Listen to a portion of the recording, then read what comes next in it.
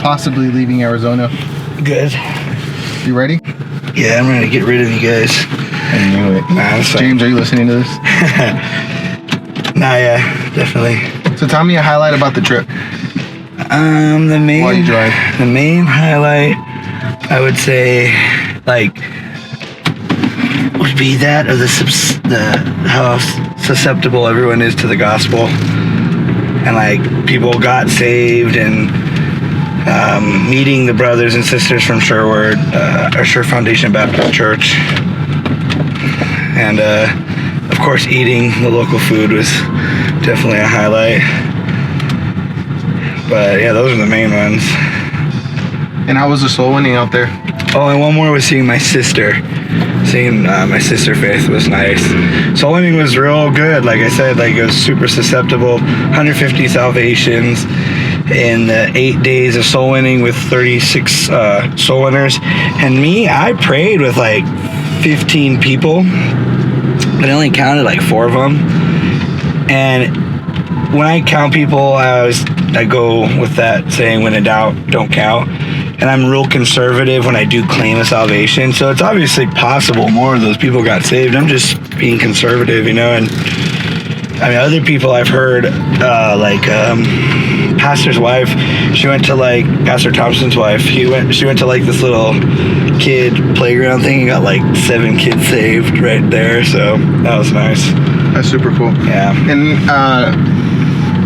you got to hang out with some new pastors that you hadn't been with before.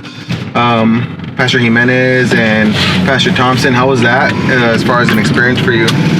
It was super cool, and you know, I know maybe one day Pastor Thompson will watch this, but I already told him. First time I ever met Pastor Thompson and Pastor Roger Jimenez, they were not impressed with me at all. They, you know, I just didn't make an impact. They came to Faithful Word, and I, you know, went up and introduced myself, and they're just like, oh, that's cool.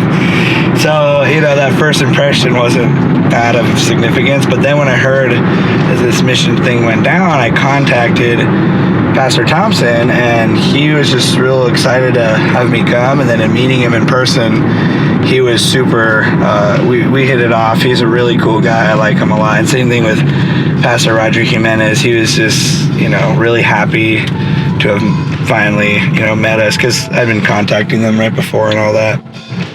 And then what about as far as the island itself? How do you feel as far as, you know, a church possibly being planted there, and the people, are they receptive, would you say? The island is super receptive for salvation, guaranteed. But just like here in Arizona and anywhere, you're going to get a lot of people saved, but not everyone's going to become a full commissioned Christian and go to church and be like a soul winner. But I think that people in Hawaii will become soul winners. I'm not saying it's going to be like Faithful Word and be like 300 people, but I believe God will grow the church in Hawaii, and that great works will be done for sure. Alrighty.